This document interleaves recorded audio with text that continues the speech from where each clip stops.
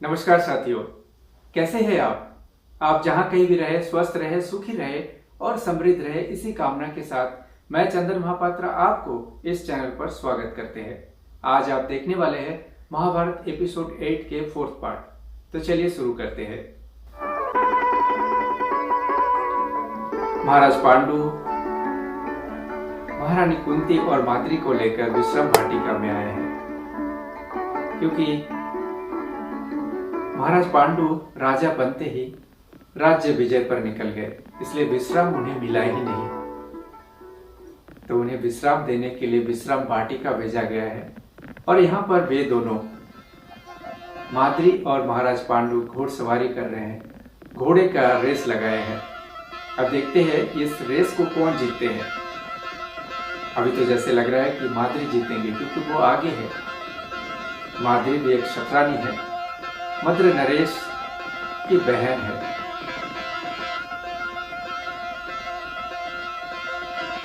वो काफी आगे नजर आ रहे हैं।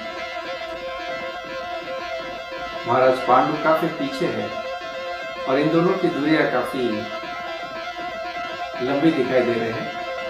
परंतु क्या महाराज पांडु हार जाएंगे? हस्तिनापुर सम्राट पांडु अपने पत्नी से हार जाएंगे? देखते हैं।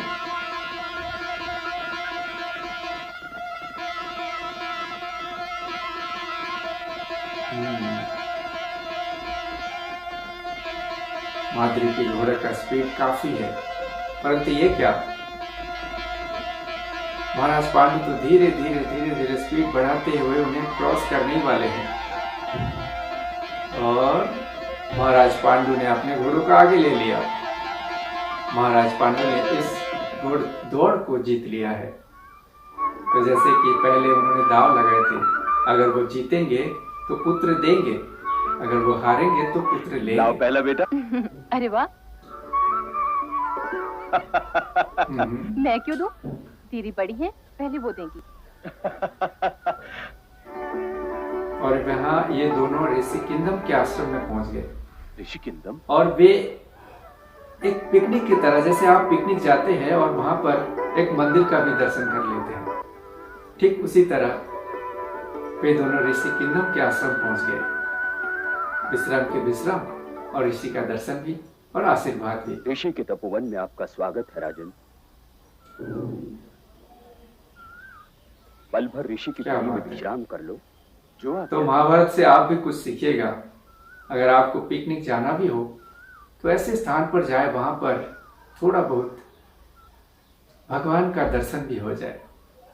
और जैसे कि महाराज पांडु और माद्री कर रहे हैं, विश्राम के विश्राम, पिकनिक के पिकनिक और साथ में ऋषि का दर्शन। ऐसे मीठे और मधुर फल तो मैंने आज तक नहीं खाए।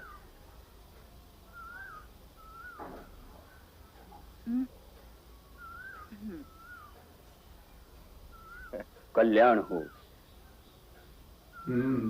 ये देखिए, महाभारत हमें बहुत कुछ सिखाते हैं। माद्री एक फल महारानी कुंती के लिए भी रखे हैं। देखिए, जहाँ पर परिवार हो, एक दूसरे के प्रति सहमर्मिता हो। तनिक आर्यपुत्र के साथ चौसर खेले। अगर मैं अकेली खेली तो हार जाऊंगी। तुम ही खेलो। आपका तो नागवंश में ननिहाल है दीदी, और आर्यपुत्र ने बड़े बड़े युद्ध जीते हैं। आपसे अच्छी चौसर कौन खेल सकता है? उन्हें पराजय का स्वाद तो चखा दे। दीदी अच्छा। परंतु खेलूंगी नहीं। पर उनकी पराजय भी तो अंत में हमारी पराजय होगी माधुरी। केवल देखूंगी। क्यों? पता नहीं, परंतु प्रथा से कुंती बन जाने के उपरांत आप देखिएगा। क्यों? चौसर से मन हट गया। न जाने क्यों चौसर के पासों में गोटियां बैरी रखने लगी और पासे मुझे बुरे भविष्य के लक्षण दिखाई दिए। कुंती का ये बिल्कुल सच है, उनका ये अनुमान कि चौसर कितने भयानक होते हैं। सबकी आहट पहचान लेते हो, चिकी चाप भी अवश्य पहचान ली होगी। तो फिर हस्तिनापुर नरेश ने अपने भविष्य, मेरा भविष्य तो दिन रात मेरे साथ ही रहता है शकुनी। वो पांडु के लौटने के दिन को एक दिन इधर सरका देता। जो भी दिन बीतता है, यही चिंता तो मुझे भी खाए जा रही है जीजा महाराज। राज मुकुट के बिना उदास दिखाई देने लगेगा महाराज। यही चिंता कि पांडु के लौटते ही आपका शीश। ये मुकुट तो पांडु का ही है शकुनी, परंतु विदुर ने अपने नियमों का ग्रंथ खोल लिया। दासश्री तो ये मुकुट मेरे ही शीश पर रखना चाहते थे, और अपनी इन आंखों के कारण मेरी पराजय हो गई। मैंने अपने भाग्य से मेल करना सीख लिया। शकुनी, बस यही तो आपने भूल की जीजा महाराज। यही, और भाग्य कब से एक शत्रु के बराबर हो गया? यही एक भूल मेल बराबर वालों में होता है। या तो वो बाण की नोक से खींची जाती है, और या भाग्य रेखा खींचने के केवल 2 सिद्धांत हैं, या फिर बुद्धि की नोक से। तो मैं क्या करूं शकुनी? परंतु आपने तो दाव खेले बिना ही हार मान ली जीजाश्री। अवसर की प्रतीक्षा कीजिए। जीवन ही स्वयं अपनी परिभाषा भी है चंद्रवंश भूषण। जीवन में कौन सा मोड़ कहाँ आ जाए ये किसको मालूम। वो जल भी है और तृष्णा भी। एक नदी है जीवन। सत और असत 2 तटों के बीच बहती हुई इस पानी में दोनों का मेल है। पर सत्पुरुष वो है और अपने वस्त्र पर असत की एक बूंद भी नहीं पड़ने देता, जो इस सरोवर से सत्कार लेता है। जैसे हंस दूध को पानी से अलग कर लेता है।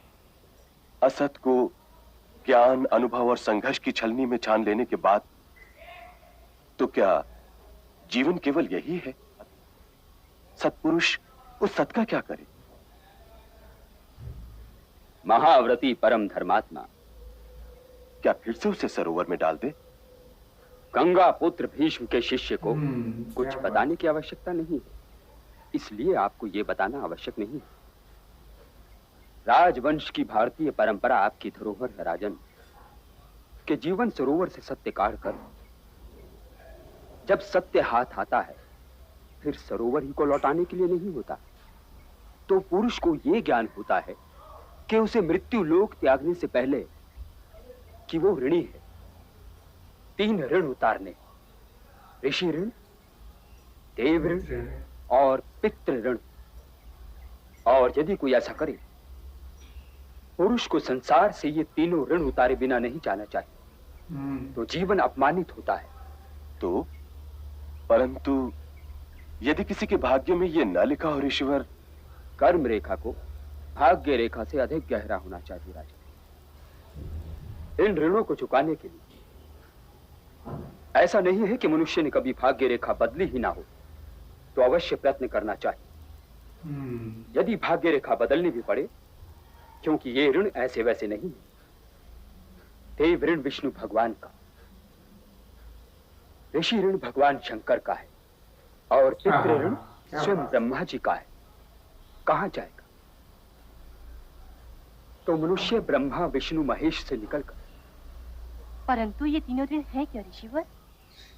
ये दान से चुकाया जाता है। पहला ऋण है देव ऋण, दूसरा ऋण है ऋषि ऋण, और ज्ञान बांटने से चुकाया जाता है। ये ज्ञान की प्राप्ति ये संतान द्वारा चुकाया जाता है। और तीसरा ऋण है पितृ ऋण। नारी का क्या कर्तव्य है ऋषिवर? पुरुष की सहधर्मिणी नारी अर्थात चेतना। नारी तो पृथ्वी है रानी, प्रेरणा, उत्साह। जीवन के सारे अंकुर तो उसके भीतर है। और गृहस्थ आश्रम ही तो आत्मा को, वो तो गृहस्थ आश्रम की आत्मा है, पुत्र रूप में फिर जन्म लेने का मार्ग दिखाता है। रमन्ते तत्र देवता यत्र नार्येस्तु पूज्यन्ते, अर्थात वहीं देवता आनंद मनाते। जहां नारी की पूजा होती है वो तो मनुष्य ही है। जो नारी का निरादर करे धर्म है।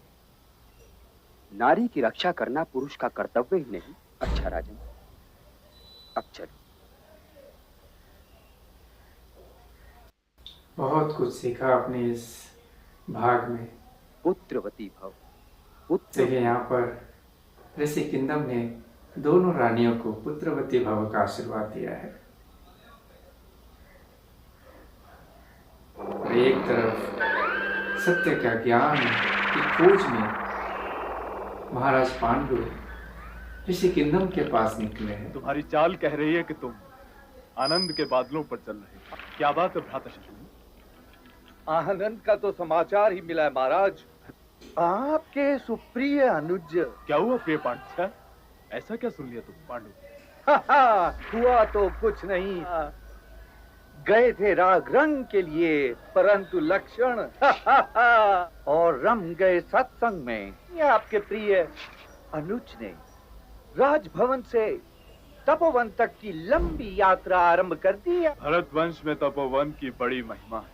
तपोवन में जा चुके कितने ही भरतवंशी राजकुमार। यहाँ मेरे अतिरिक्त आपके ये वाक्य सुनने वाला सत्संग में जाना तो सत्पुरुष की शोभा है भक्त। और कोई नहीं है जीजाश्री? दूर ही क्यों जाए? मैं वही कह रहा हूँ जो मेरे मन में है।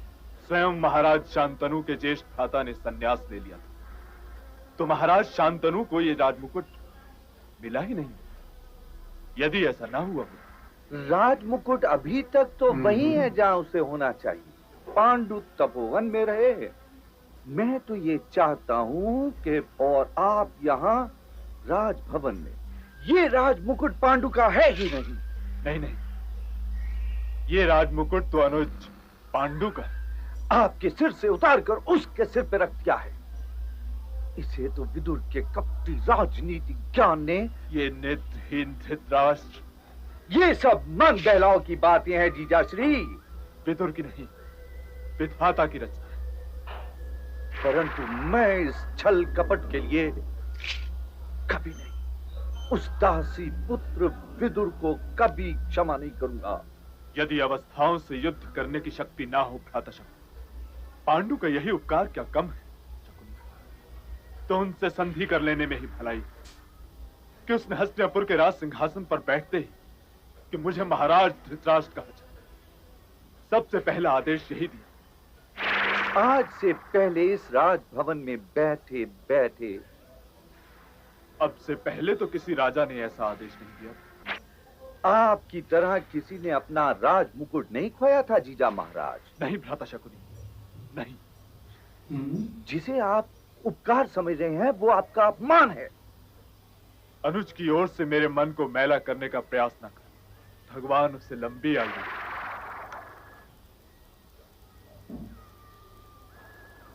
मैं जो नेत्रहीन न रहा होता तो कब का संन्यास ले लिया होता। आप हस्तिनापुर नरेश होते, और यदि आप नेत्रहीन ना होते तो आप सन्यासी भी ना होते जीजाश्री।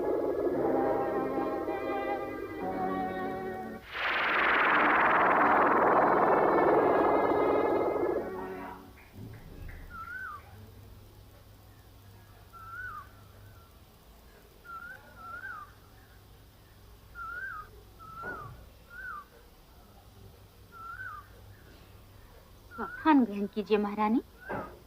ये मेरी दीदी है महारानी कुंती। परंतु ऋषिवर तो महाराज ही के यहाँ गए हैं। आज मादरी ने यहाँ आने का छोटा मार्ग खोज ही निकाला। आते ही होंगे। ऋषिवर तो सीधे रास्ते से आएंगे। मनुष्य भी बड़ा विचित्र प्राणी है। मुझे रास्तों को छोटा करने की बड़ी ललक रहती है।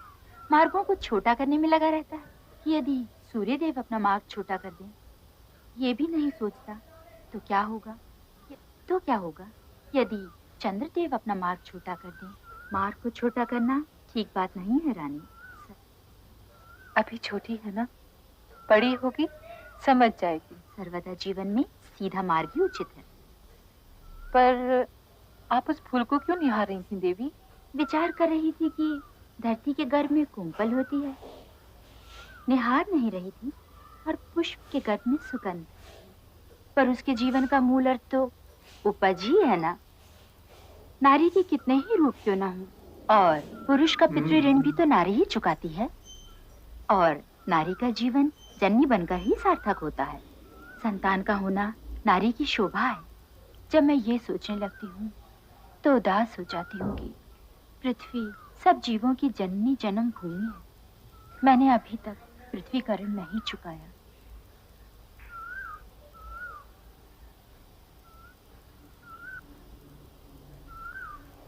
पुत्रवती भव, देखिए यहाँ पर पुत्रवती भी भव। कुंती पांडु और पुत्रों माद्री की को तेज से हस्तिनापुर जगमगा जाए। हाँ हाँ हाँ वे देवताओं और ऋषियों के साथ साथ इतिहास का आशीर्वाद पाएं। ऋषि देव दे आशीष हाँ हाँ तुम्हें सदा वरदान, गोद भरे जुग जुग जिए भाग्यवंत संतान। तो साथियों, आज आपने देखा कि कुंती और माद्री को लेकर महाराज पांडु विश्राम भाटिका में आ गए। वहाँ पर माद्री और महाराज पांडु ने घोड़सवारी किए और घोड़ों का रेस भी लगाए, और जिस पर दाव ये लगा था कि जो जीतेंगे वो पुत्र लेंगे और जो हारेंगे वो पुत्र देंगे। और इस रेस को महाराज पांडु ने जीत लिया था। और आगे चलकर वे दोनों ऋषि किंदम के आश्रम में पहुंच गए। जैसे हम किसी पिकनिक पे जाते हैं, वहाँ पर किसी मंदिर का दर्शन भी कर लेते हैं, और उस जगह ऋषि किंदम के तपोवन है। वहाँ पर महाराज पांडु, महारानी कुंती और माद्री ऋषि किंदम से ज्ञान लिए। ऋषि किंदम ने ये बताया कि इस धरती को त्यागने से पहले हमें 3 ऋण को चुकाना होता है। पहला ऋण देव ऋण, दूसरा ऋण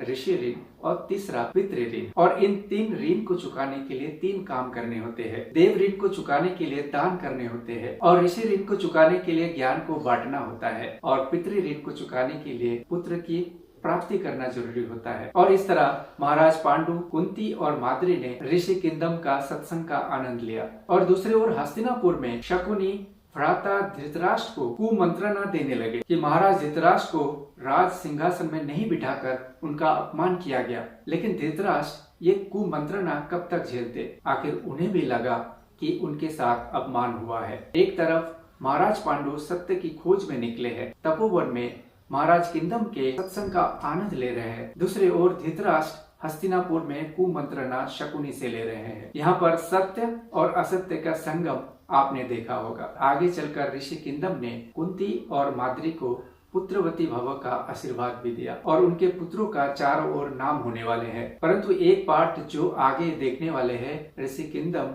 उन्हें एक श्राप भी देंगे। पर ऐसा क्यों, ये देखने के लिए आपको देखना होगा महाभारत एपिसोड 9। तो अगर आपको ऐसे ही कहानियों के साथ में महाभारत देखना अच्छा लगता है तो इस चैनल को सब्सक्राइब जरूर करें, और इस वीडियो को एक लाइक जरूर दें, ताकि मैं आपको ऐसे ही कहानियों के साथ में महाभारत का एपिसोड दिखाता रहूं, ताकि आप इस कहानियों को सुन सके, जान सके और अपने बच्चों को भी सुना सके, ताकि वे भी महाभारत की कहानियों को जाने और सीखे भी। तो फिर आज मुझे दीजिए विदा, मिलते हैं महाभारत एपिसोड 9 पर। तब तक के लिए जय श्री कृष्णा, जय महाभारत। धन्यवाद। आपका दिन शुभ हो।